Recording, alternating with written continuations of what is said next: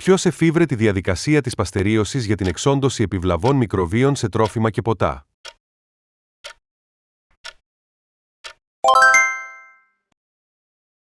Ποια είναι η πρωτεύουσα της Τουρκίας?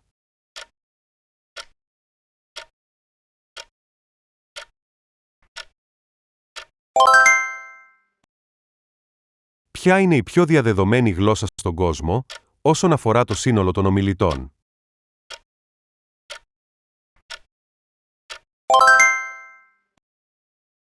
Ποια είναι η κοινή ονομασία για την πάθηση μιας φλεγμονώδους κολικοειδούς απόφυσης?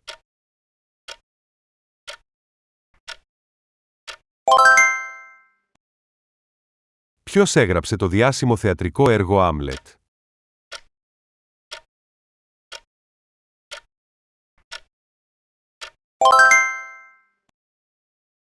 Πώς ονομάζεται η γραμμή που ενώνει όλα τα σημεία στην επιφάνεια της Γης που έχουν την ίδια ατμοσφαιρική πίεση?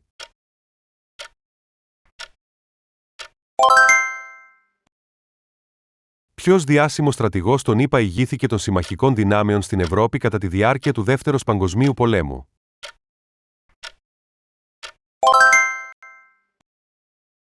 Πώς ονομάζεται το νόμισμα που χρησιμοποιείται στην Πολωνία?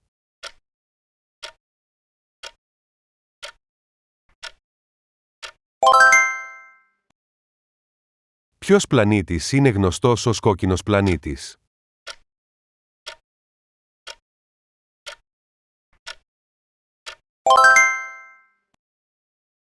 Ποιος είναι ο όρος για μια ομάδα πεταλούδων?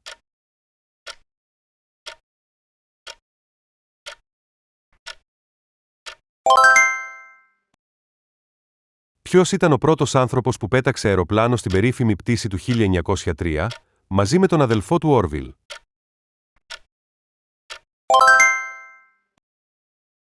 Ποια πόλη φιλοξενεί το διάσημο Τρέβι Συντριβάνι, όπου οι επισκέπτες παραδοσιακά πετάνε κέρματα?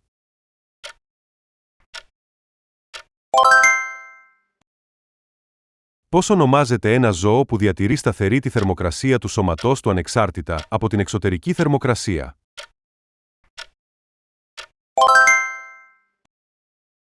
Ποιος αρχαίος πολιτισμός εφήβρε τη δημοκρατία?